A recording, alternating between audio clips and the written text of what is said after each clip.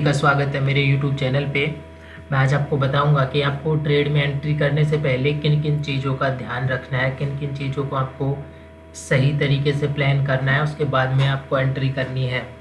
तो यदि मैं कुछ पॉइंट्स बताऊं कि आपको फर्स्ट पॉइंट क्या रखना है, तो सबसे पहला पॉइंट जो आपको देखना है वो है ट्रेंड। ट्रेंड आइडेंटिफाई करना है, ट्रेंड देखना है। मतलब कम से कम आपको 1 आवर पे देखना है। यदि आप 15 मिनट पे या 5 मिनट पे एंट्री करते हो, और यदि आप 1 आवर पे एंट्री करते हो तो 4 आवर पे या 1 डे पे देख सकते हो। मोस्टली मैं 1 आवर पे देखता हूँ, तो मैंने ट्रेंड देख रखा है, ये एकदम बुलिश ट्रेंड है। एंट्री के लिए मेरे कुछ पॉइंट्स हैं जो जिनको मैं यूज़ करता हूँ, जिसमें सपोर्ट, रेजिस्टेंस, ट्रेंड लाइन, पहले इनको ड्रॉ करना होता है। जैसे कि यहाँ पे देखोगे ये एक छोटा सा सपोर्ट बन रहा है, ये एक ट्रेड लाइन बनाई है मैंने। अब मेरा एंट्री का जो मेन क्राइटेरिया है वो है 9 एंड 15 EMA प्लस कैंडल। तो जैसे ही यहाँ पे ये ब्रेकआउट हुआ, मैंने 9 एंड 15 EMA को देखा तो यहाँ पे थोड़ा बुलिश शो कर रहा है, तो मैंने ये एंट्री किया। मेरा फर्स्ट टारगेट यहाँ पे 1:3 होता है, लेकिन यहाँ पे एक अच्छा खासा हमें टारगेट मिला है। तो मतलब अगर आपने एंट्री करी होती तो आपको मिलता। मैंने यहाँ पे एंट्री करी थी, लेकिन मैंने ट्रेल कर दिया, और इस जोन से मेरे को ट्रेल स्टॉप लॉस हिट होके मेरे को निकलना पड़ा। अब इसके आगे नेक्स्ट एंट्री प्लान कैसे करी, तो नेक्स्ट एंट्री को अगर आप देखोगे तो ये फिर से वही जोन, ये थोड़ा रेजिस्टेंस जोन बना है। यहाँ पे मैंने यहाँ पे ड्रॉ किया, और फिर मार्केट यहाँ से ब्रेकआउट दिया। मैंने रीटेस्ट का वेट किया, क्योंकि रीटेस्ट बहुत इम्पॉर्टेंट है। मेरे रूल्स में है कि आपको एंट्री से पहले रीटेस्ट या पुल बैक को ज़रूर देखना है, यानी कि कंफर्मेशन ज़रूर लें। यहाँ पे फिर मैंने एक ट्रेड लाइन ड्रॉ करी 15 मिनट पे। एक बार ट्रेड आइडेंटिफाई करने के बाद आपको बार बार लॉन्ग टाइम फ्रेम पे सब कुछ ड्रॉ करने के बाद इतनी ज़्यादा ज़रूरत नहीं है। यहाँ पे मैंने ट्रेड लाइन ड्रॉ करी, मैं इसके ब्रेकआउट का इंतज़ार किया, तो इस कैंडल पे ब्रेकआउट हुआ। एंट्री करने के लिए मैंने 9 एंड 15 EMA प्लस कैंडल का इंतज़ार किया, तो यहाँ पे 9 and 15 EMA plus candle breakout हुआ, क्रॉस ओवर हुआ, मैंने एंट्री करी। और आप इसका टारगेट देख सकते हो कि कितना अच्छा रिस्क रिवॉर्ड मिला है। फिर यहाँ पे आप देखोगे तो ये थोड़ी इनडिसीजन ट्रेड लाइन बनी है, मतलब एकदम परफेक्ट ट्रेड लाइन नहीं बनी, पर फिर भी ये थोड़ा जोन बनाया ट्रेड लाइन का। तो ये ट्रेड लाइन बनी, ऊपर से एक बिग ट्रेड लाइन ये बनी, जो कि 1 आवर के टाइम फ्रेम पे बहुत सॉलिड ट्रेड लाइन है, स्ट्रॉन्ग ट्रेड लाइन है। तो यहाँ पे मैं वेट करूँगा ब्रेकआउट का।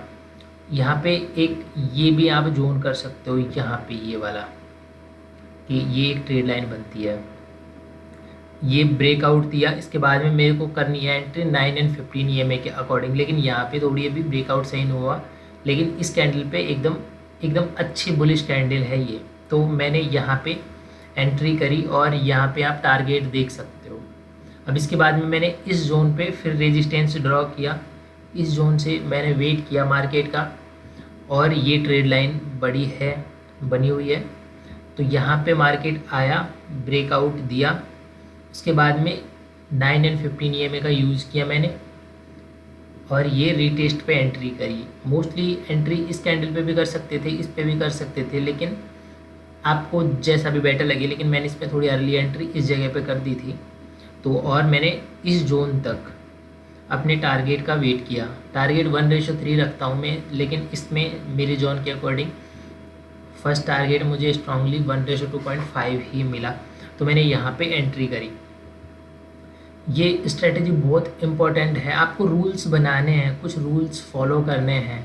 जैसे कि मैंने अभी, जैसे कि यहाँ पे देखोगे, यहाँ पे एकदम से बहुत बड़ा मूव आया, तो अब यहाँ पे एंट्री करने के लिए आपको कुछ चीज़ें देखनी होंगी। अब जैसे कि यहाँ पे आप सपोर्ट तो ड्रॉ नहीं कर सकते ना, सपोर्ट ड्रॉ नहीं हो रहा, लेकिन ये एक चीज़ हो रही है, ये आपने थोड़ा रेजिस्टेंस ड्रॉ कर लिया। इसके बाद में आप 9 एंड 15 EMA को भी यूज़ करोगे। जैसे ही 9 एंड 15 EMA देखा कि इसके ऊपर मार्केट है, आप बुलिश एंट्री कर सकते हो।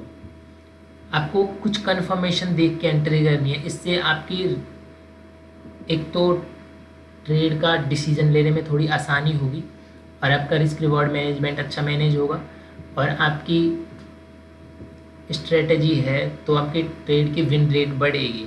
अब जैसे कि 9 एंड 15 EMA के अकॉर्डिंग अपन यहाँ पे भी एंट्री कर सकते थे, जैसे कि इस कैंडल पे, और कोई प्रॉब्लम नहीं है, आप कर सकते थे। लेकिन कुछ चीज़ें, जैसे कि अगर आप 9 एंड 15 EMA ही यूज़ करते हैं और कुछ चीज़ें नहीं देखते तो आपका ये अच्छा है। लेकिन अगर आप थोड़ा सपोर्ट रेजिस्टेंस देखते हैं, ट्रेड लाइन देखते हैं, तो थोड़ी चीज़ें आपको थोड़ी एडवांस में देखनी पड़ेंगी ताकि आप बार बार गलतियाँ ना करो। अब जैसे कि यहाँ पे देखोगे मार्केट को, कुछ जगह पे 9 एंड 15 EMA बहुत ज़्यादा लॉस करवाता है, ये एक्यूरेटली है। स्टॉप सपोर्ट रेजिस्टेंस या लिक्विडिटी, मतलब लिक्विडिटी की तो मैं यूज़ नहीं करता, पर सपोर्ट रेजिस्टेंस और ट्रेड लाइन इस मामले में थोड़े बेटर हैं। क्योंकि जैसे कि मैं आपको एक चीज़ दिखाता हूँ, अभी आप इस जोन को देखो,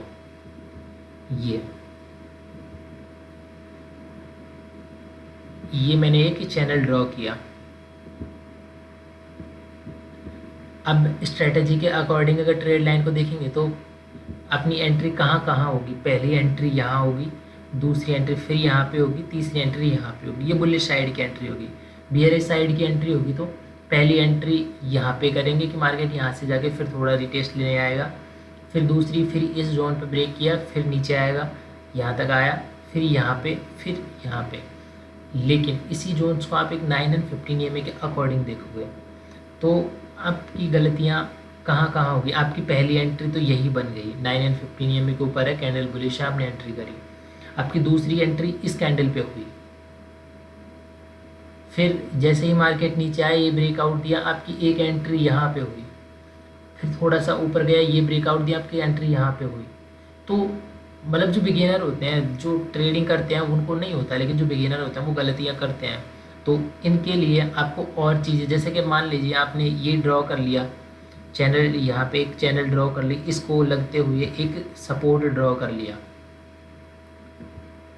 तो अब आपका क्लियर विज़न बिल्कुल क्लियर है, क्लियरिफिकेशन बहुत सॉलिड है कि आपकी पहली एंट्री जहाँ भी होगी, जैसे कि आप सपोर्ट रेजिस्टेंस के अकॉर्डिंग देखेंगे तो आपकी एंट्री इस जोन पे होगी, आपकी एंट्री होगी यहाँ पे।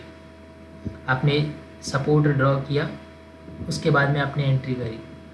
अब आप टारगेट कहाँ रखेंगे, तो एक तो आपने जो फिक्स कर रखा है 1:2, 1:3 का रिस्क रिवॉर्ड, और दूसरा स्विंग हाई स्विंग लो तक, जैसे कि मान लीजिए ये जोन तक। अब यहाँ तक मैंने टारगेट लगा के छोड़ दिया, तो अब मुझे होल्ड ही करना है, बीच में ट्रेड मेरी नहीं बनेगी बीच में। लेकिन जो 9 एंड 15 EMA स्ट्रेटेजी उसमें ट्रेड बनती हैं बार बार। जैसे कि यहाँ पे देखोगे तो यहाँ से पहले डाउन साइड की ट्रेड बन रही है, फिर यहाँ से थोड़ी बुलिश की ट्रेड बन रही है, फिर मार्केट नीचे आया, फिर डाउन साइड की बन रही है, फिर बुलिश मतलब अप साइड की बन रही है। तो ये थोड़े जोन्स में थोड़ी मिस्टेक होती है।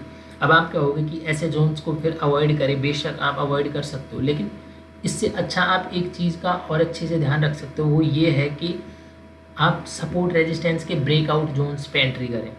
जैसे कि ये एक जोन है, थोड़ा सा ये एक रेजिस्टेंस जोन बन रहा है, मैंने यहाँ पे रेजिस्टेंस ड्रॉ किया और अब मैं वेट करूँगा, क्योंकि अब आप यहाँ से देखोगे तो थोड़ा मार्केट बुलिश साइड में जा रहा है। जैसे कि आपको यहाँ पे भी एक ड्रॉ करना होगा। अब सपोर्ट रेजिस्टेंस की स्ट्रेटेजी बोलती है कि रीटेस्ट के बाद यहाँ पे एंट्री करो, इस जोन पे एंट्री करो। लेकिन अगर आप इसी जोन पे 9 एंड 15 EMA का यूज़ करते तो 9 एंड 15 EMA स्ट्रेटेजी बोलती है यदि आपको बुलिश की एंट्री करते हो रेजिस्टेंस के ब्रेकआउट पे करो। जैसे कि ये रेजिस्टेंस का ब्रेकआउट हुआ, आपने 9 एंड 15 EMA लगाया, जैसे ही ब्रेकआउट हुआ तो हम इस कैंडल पे एंट्री करेंगे। बस इतना ही फ़र्क है। जैसे कि इस कैंडल पे मेरी एक्यूरेट एंट्री हुई क्योंकि कंफर्मेशन बिल्कुल ब्रेकआउट हुआ, उसके बाद में मेरी एंट्री हुई, ये रीटेस्ट कंफर्मेशन। अब आप यहाँ पे टारगेट देखो कितना बड़ा है। तो ये ही फ़र्क है आपको अलग अलग चीज़ें यूज़ करने में। तीनों चीज़ें मैंने जैसे इसलिए बताया कि 9 and 15 EMA strategy support resistance के ब्रेकआउट जोन्स पे और ट्रेड लाइन के ब्रेकआउट्स पे बहुत अच्छा वर्क करती है। और जैसे कि यहाँ पे देखोगे ना तो आपकी कितनी सारी एंट्रियाँ बनेगी सपोर्ट रेजिस्टेंस के अकॉर्डिंग। अगर यहाँ पे एंट्री हुई तो आपको टारगेट तक वेट करना होगा, लेकिन 9 एंड 15 EMA कभी ऊपर जा रही है कभी नीचे आ रही है, तो ये थोड़ी मिस्टेक करती है। अब जैसे कि अब आप इन चीज़ों को देख सकते हो, जैसे कि मार्केट यहाँ से आया, ये रेजिस्टेंस था, इसने ब्रेक किया, 9 एंड 15 EMA भी बढ़ रहा, आपने एंट्री करी। अब जैसे कि यहाँ पे देखोगे अगर आप एक चीज़ जैसे कि 915 EMA को हटा दिया तो एक ये बुलिश कैंडल बन रही है, आप कंफर्मेशन का वेट करके एंट्री करोगे। लेकिन इसी जोन्स पे मान लीजिए आप 915 EMA का यूज़ करते तो अभी यहाँ पे ब्रेकआउट होता है इस तरीके से, जैसे कि मान लीजिए यहाँ पे ब्रेकआउट हुआ, मार्केट रिटेस्ट हुआ, फिर नीचे आया, तो अब जैसे ही यहाँ पे ये रिटेस्ट होगा तो ये EMA के पास में आएगा, और EMA के पास में आप अच्छी सी बेयरिश कैंडल देख के एंट्री कर सकते हैं। ये आपका स्टॉप लॉस हो जाएगा और ये आपका टारगेट, ये आपको कंफर्मेशन देता है। तो अगर वीडियो पसंद आए तो लाइक और सब्सक्राइब करें। Thank you.